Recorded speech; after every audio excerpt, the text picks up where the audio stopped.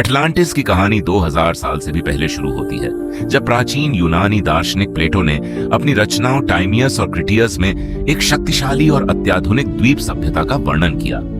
प्लेटो के अनुसार अटलांटिस उनके समय से लगभग 9000 साल पहले पिलर्स ऑफ हेराक्युलिस के पास स्थित था, जिसे आज जिब्राल्टर जल्द मरुमध्य के नाम से जाना जाता है। उन्होंने एक ऐसे विशाल द्वीप का वर्णन किया जो प्राकृतिक संसाधनों से भरपूर था, जहां भव्य वास्तुकला, सुव्यवस्थित शहर और एक अत्यधिक विकसित समाज मौजूद था, जिसने कभी जहां दुनिया के बड़े हिस्से पर प्रभाव डाला था। लेकिन प्लेटो के अनुसार अटलांटिस केवल महानता की कहानी नहीं थी, बल्कि पतन की भी थी। जैसे जैसे वहां के लोग नैतिक रूप से भ्रष्ट और लालची होते गए, देवताओं ने उन्हें दंडित किया और एक ही दिन और रात में आई भयंकर आपदा में वह पूरा द्वीप समुद्र में डूब गया और हमेशा के लिए गायब हो गया। इतनी स्पष्ट और विस्तृत कहानी होने के बावजूद अटलांटिस के अस्तित्व का कोई पुरातात्विक प्रमाण नहीं मिला है। अधिकांश इतिहासकार और विद्वान मानते हैं कि प्लेटो ने इस कहानी को एक दार्शनिक रूपक के रूप में बनाया था, ताकि वे आदर्श समाज, मानव स्वभाव और नैतिक पतन के परिणामों को समझा सकें।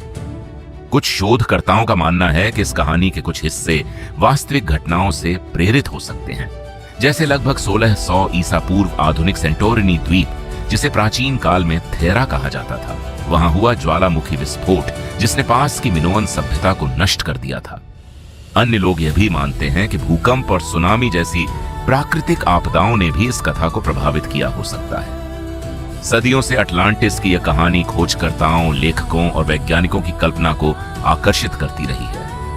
कई लोगों ने इसकी वास्तविक स्थिति खोजने की कोशिश की और इसे भूमध्य सागर, अटलांटिक महासागर या उससे भी दूर कहीं होने की परिकल्पना की, लेकिन अब तक इन सभी दावों को किसी ठोस वैज्ञानिक प्रमाण का समर्थन नहीं मिला है। आज अटलांटिस एक रहस्य बना हुआ है, इसलिए नहीं कि वह कहीं छिपा हुआ है, बल्कि इसलिए कि शायद वह कभी वास्तविक रूप में अस्तित्व में था ही नहीं। फिर भी ये इतिहास की सबसे प्रभावशाली कहानियों में से एक बनी हुई है, जो हमें यह याद दिलाती है कि किस तरह कहानियां मानव जिज्ञासा को आकार देती हैं और हमें अज्ञात की खोज के लिए प्रेरित करती हैं।